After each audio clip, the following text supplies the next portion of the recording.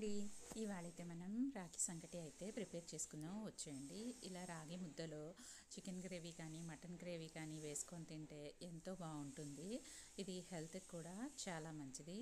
దీనికోసం అయితే నేను హాఫ్ గ్లాస్ రైస్ తీసుకొని కడుక్కొని హాఫ్ అన్ అవర్ అయితే నానబెట్టుకున్నాను. హాఫ్ గ్లాస్ రైస్కి 2 గ్లాస్ వాటర్ యాడ్ చేసుకొని కొంచెం సాల్ట్ కూడా యాడ్ చేసుకొని రైస్ని అయితే బాగా మెత్తగా కుక్ చేసుకున్నాను. రైస్ ఇలా బాగా మెత్తగా అయిన తర్వాత దీంట్లో హాఫ్ గ్లాస్ రాగి పిండి కూడా రైస్ మీద ఇలా అయితే స్ప్రెడ్ చేసుకుంటున్నాను. ఇలా స్ప్రెడ్ చేసుకున్న తర్వాత మూత పెట్టుకొని 2-3 మినిట్స్ అయితే కుక్ చేసుకున్నాను. తర్వాత ఈ రాగి పిండి మొత్తం బాగా మిక్స్ చేసుకోవాలి.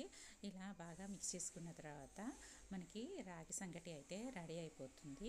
దీని మీద ఒక స్పూన్ నెయ్యి కూడా యాడ్ చేసుకొని బాగా మిక్స్ చేసుకోవాలి. ఇలా బాగా మిక్స్ చేసుకున్న తర్వాత కొంచెం చల్లగా అవ్వకూడదు, పూర్తిగా కొంచెం చల్లగా అయిన తర్వాత తడి చేత్తో ఈ విధంగా అయితే మనం ముద్దల్లాగా ప్రిపేర్ చేసుకోవాలి. అంతే, మనకి రాగి సంకటి అయితే రెడీ అయిపోతుంది. ఎంతో బాగుంటుంది.